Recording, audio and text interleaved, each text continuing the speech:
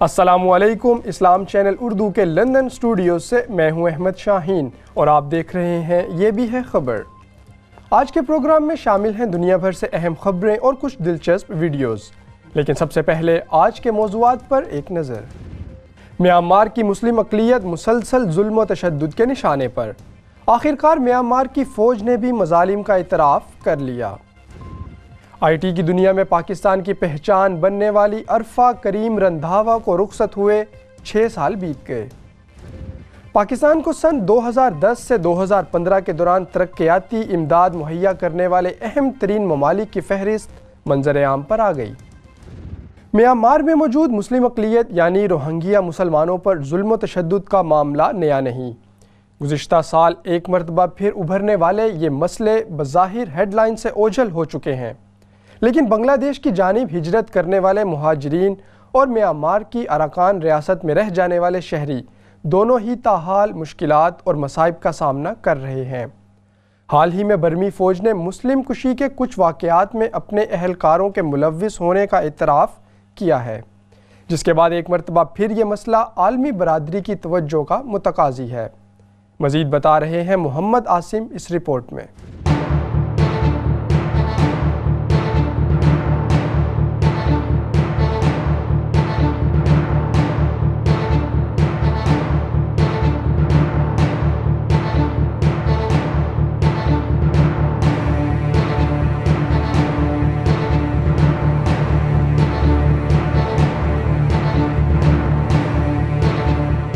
1784 سے قبل دنیا کے نقشے پر اراکان کے نام سے چھوٹی سی ریاست کے طور پر پہچانا جانے والا مسلم علاقہ پڑوسی بدھسٹ ریاست برما کو بالکل نہ بھایا۔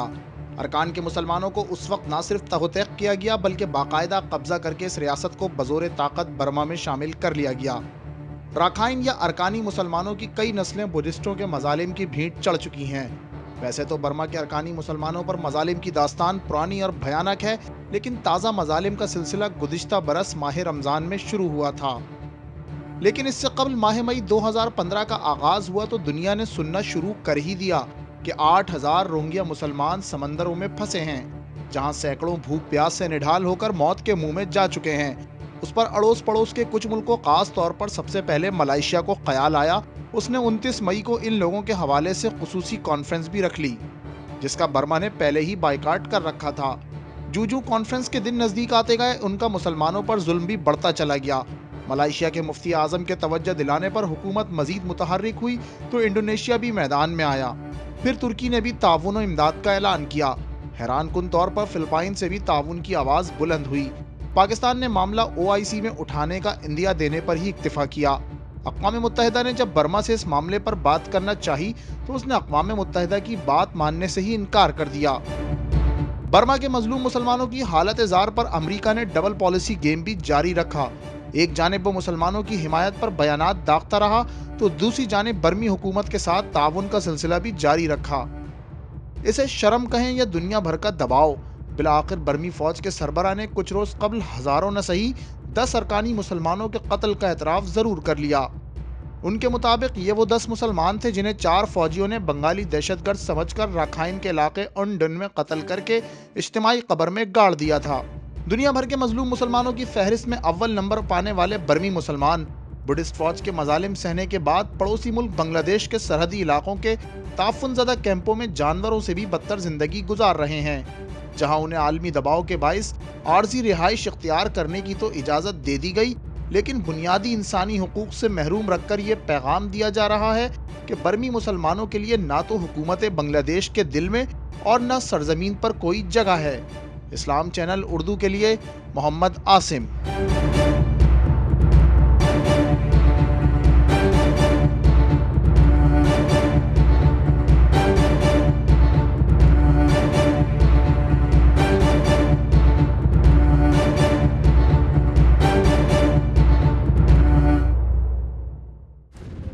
رپورٹ آپ نے دیکھی۔ پروگرام کو آگے بڑھاتے ہوئے بات کرتے ہیں عرفہ کریم رندھاوا کی۔ پاکستانی سرزمین کی یہ قابل فخر بیٹی گو نہایت قلیل عمر پا سکی، لیکن خدا داد صلاحیتوں کے بل پر اس نے ایسے کارنامے سر انجام دیے کہ دنیا بھر میں ملک و قوم کا نام روشن کیا۔ عرفہ کے متعلق مزید معلومات دیکھتے ہیں اس رپورٹ میں۔ معصوم سے ہم خوشیوں بھرے ان تتلیوں کے سنگ اڑتے چلے، جانے کہاں یہ سب کھو گئے۔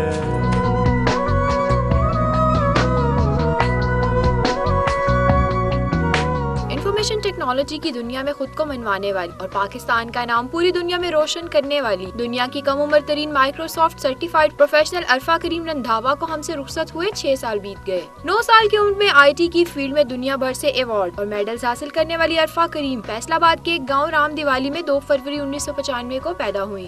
عرفہ نے صرف 3 سال کی عمر میں ہی اسکول جانا شروع کر دیا۔ انہیں پڑھائی کے علاوہ جدید ٹیکنالوجی کی تعلیم کے حصول سے بے پناہ لگاؤ تھا اور اسی لگن کی بدولت صرف 9 سال کی کم سن عمر میں مائکروسافٹ سرٹیفائیڈ پروفیشنل کا امتحان پاس کیا۔ خدا داد صلاحیتوں کی مالک عرفہ کریم نے دنیا بھر میں پاکستان کا نام روشن کر کے دنیا کو یہ پیغام دیا کہ ٹیلنٹ عمر کا محتاج نہیں ہوتا اور پاکستان میں ٹیلنٹ کی کوئی کمی نہیں۔ حکومت پاکستان کی جانب سے عرفہ کریم کو اس کی قابل فخر صلاحیتوں کی بنیاد پر صدارتی ایوارڈ برائے حسن کارکردگی سے بھی نوازا گیا۔ پہلا ایوارڈ جو ہے یہ مس عارفہ کریم کو جا رہا ہے۔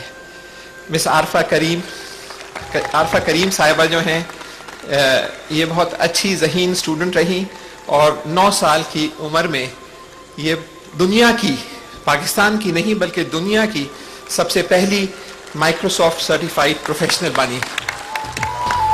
عارفہ کو امریکہ بلایا گیا اور امریکہ میں مائکروسافٹ کے ہیڈ کوارٹرز میں یہ بل گیٹس سے ملی اور ان کی کارکردگی کی بنیاد پر اس کم عمری میں جو انہوں نے پاکستان کا نام بلند کیا ہے، الحمدللہ کمیٹی نے ان کو سلام پاکستان یوتھ ایوارڈ 2005 کے لیے منتخب کیا ہے۔ عرفہ کریم نے تعلیم میں آگے بڑھ کر دنیا کے سامنے پاکستان کا مثبت چہرہ دکھایا۔ وہ مائکروسافٹ کارپوریشن کی دعوت پر جولائی 2005 میں والد کے ہمراہ امریکہ گئیں اور دنیا کی کم عمر ترین مائکروسافٹ سرٹیفائیڈ پروفیشنل کی سند حاصل کی۔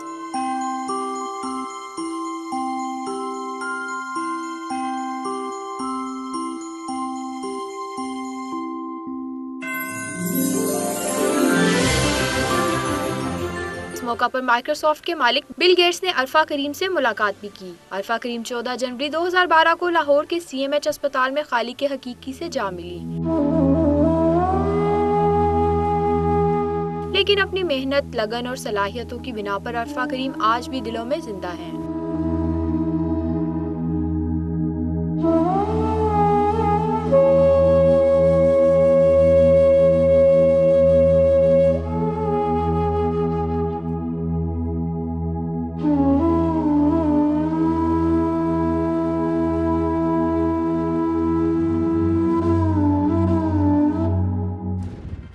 رپورٹ آپ نے ملاحظہ کی اور اب ایک نظر دنیا بھر میں رونما ہونے والی کچھ اہم خبروں پر۔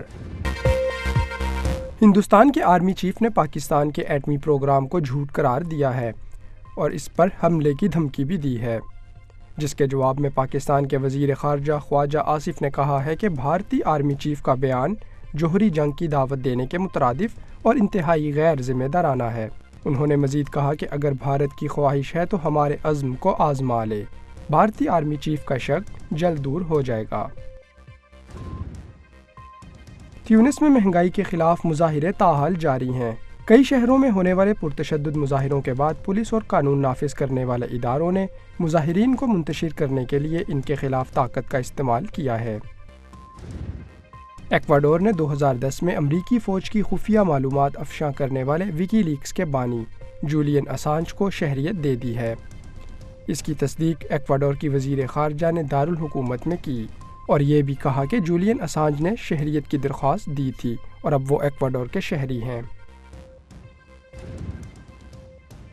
ترکی نے امریکہ کا سفر کرنے والے ترک باشندوں کو محتاط رہنے کی ہدایت کی ہے۔ ترک وزارت خارجہ کی جانب سے جاری کردہ ایک اعلامیے میں امریکہ جانے والے شہریوں سے اس ملک میں دہشت گردی، تشدد کے واقعات کی بھرمار اور بلا کسی وجہ کے گرفتاری اور حراست میں لیے جانے کی وجہ سے متنبہ کیا ہے۔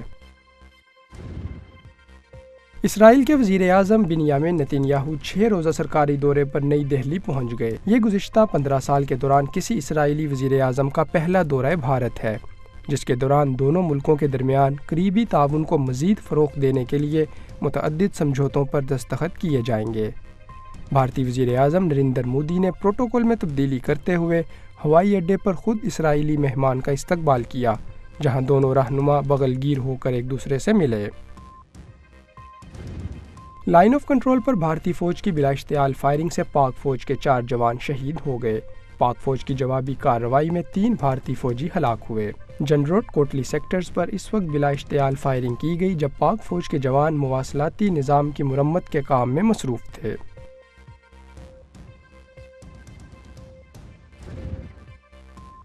برطانوی لیبر پارٹی کے رہنما اور اپوزیشن لیڈر جیرمی کوربن نے واضح کیا ہے کہ امریکہ کے ساتھ برطانیہ کے خصوصی تعلقات اپنی جگہ، لیکن امریکہ کے علاوہ دیگر ممالک سے بھی خصوصی تعلقات برطانیہ کے لیے اہمیت کے حامل ہیں۔ عراق کے دارالحکومت بغداد میں 2 خودکش بمباروں کے حملے کے نتیجے میں 38 افراد جاں بحق اور 105 زخمی ہو گئے۔ خبر رساں اداروں کے مطابق دونوں بمباروں کا یہ حملہ بغداد کے وسط میں ایویشن اسکوائر پر کیا گیا، جو کہ یومیہ اجرت کے مزدوروں کے جمع ہونے کا مقام ہے۔ ترک صدر رجب طیب اردوغان نے کہا ہے کہ ترک مسلح افواج کے دستے شمالی شام میں کرد ملیشیا گروہوں کے خلاف ایک بڑا آپریشن شروع کرنے والے ہیں۔ صدر اردوغان نے کہا کہ فرات کی ڈھال نامی یہ فوجی آپریشن اگلے چند روز میں شروع ہو جائے گا، اور اس نئے آپریشن کے دوران ترک دستے ان شامی علاقوں میں اپنی سرگرمیاں بڑھا دیں گے جو کرد گروپوں کے کنٹرول میں ہیں۔ اور اب پروگرام میں مزید اہم موضوعات شامل کرتے ہوئے آپ کو بتاتے ہیں کہ حال ہی میں ایک رپورٹ شائع ہوئی ہے جس میں ان ممالک کی فہرست اور تفصیلات شامل ہیں جنہوں نے سن 2010 سے 2015 کے دوران پاکستان کو امداد فراہم کی۔ دلچسپ اعداد و شمار پر مبنی رپورٹ ملاحظہ کیجیے۔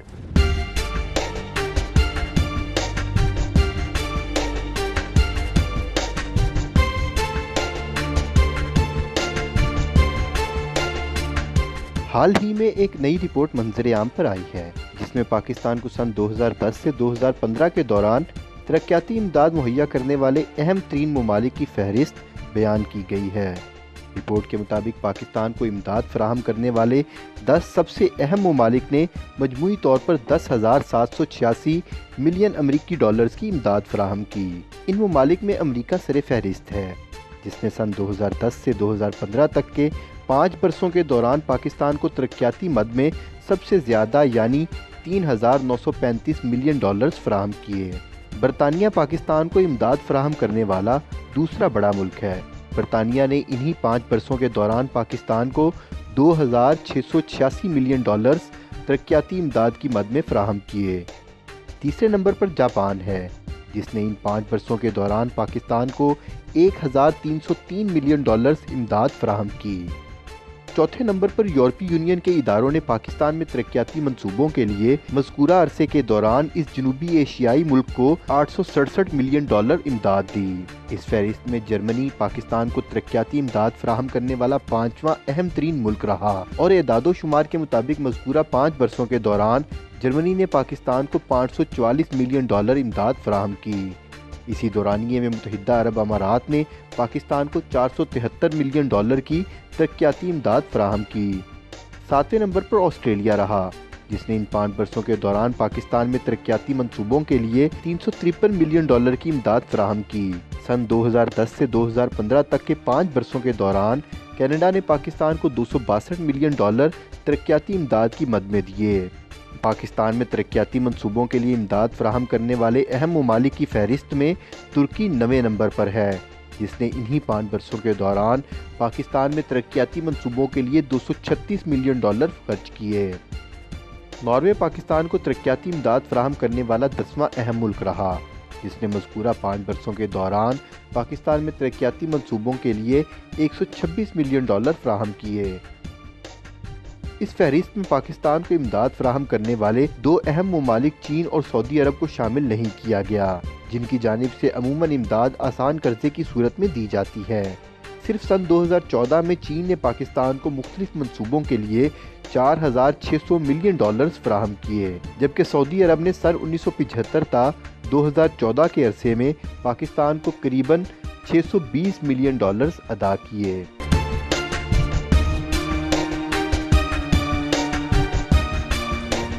آپ دیکھ رہے ہیں اسلام چینل اردو کا پروگرام یہ بھی ہے خبر، اور اب بات کریں گے کچھ دلچسپ خبروں کی۔ دبئی کے اسٹنٹ ڈرائیور نے کوارڈ بائک پر ویلنگ کا مظاہرہ کر کے نیا ریکارڈ قائم کر دیا۔ دبئی سے تعلق رکھنے والے اسٹنٹ ڈرائیور کی مہارت نے اس وقت سب کو حیرت زدہ کر دیا جب انہوں نے 4 پہیوں والی بائک پر ویلنگ کا شاندار مظاہرہ کر کے نیا گینیز ریکارڈ قائم کیا۔ دبئی پولیس کے ممبر اور اسٹنٹ ڈرائیور کیپٹن عبداللہ نے دبئی کے شیخ زائد روڈ پر 4 پہیوں والی بائک کو 60 کلومیٹر تک 2 پہیوں پر چلا کر Guinness book of world record قائم کیا۔ لوگوں کی بڑی تعداد اور شہر کے حکام نے اس فن کا مظاہرہ دیکھا اور ریکارڈ قائم کرنے پر کیپٹن عبداللہ کو سراہا۔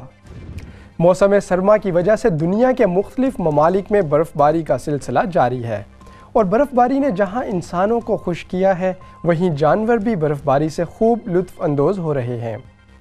چین میں برف باری کے بعد شرارتی پانڈا کے دلچسپ انداز نے دیکھنے والوں کو مسکرانے پر مجبور کر دیا، اور ان پانڈا کے بے ساختہ اٹکیلیوں نے یہ ویڈیو سوشل میڈیا پر بھی وائرل کر دی۔ ویڈیو میں نظر آنے والے یہ 4 شرارتی پانڈا رہائشی ہیں چین کے ایک ریسرچ سینٹر کے، جہاں انہوں نے برف باری دیکھی تو خوشی سے جھوم اٹھے اور ایسی شرارتیں کیں کہ دیکھنے والے بھی لطف اندوز ہوئے بغیر نہ رہ سکے۔ اس دلچسپ ویڈیو کے ساتھ ہی اختتام کریں گے آج کے اس پروگرام کا۔ ہمارے موضوعات اور نیوز رپورٹس پر اپنی رائے سے آگاہ کرنے کے لیے وزٹ کیجیے ہماری ویب سائٹ یا سوشل میڈیا پلیٹ فارمز۔ اپنے میزبان احمد شاہین کو اجازت دیجیے۔ اللہ نگہبان۔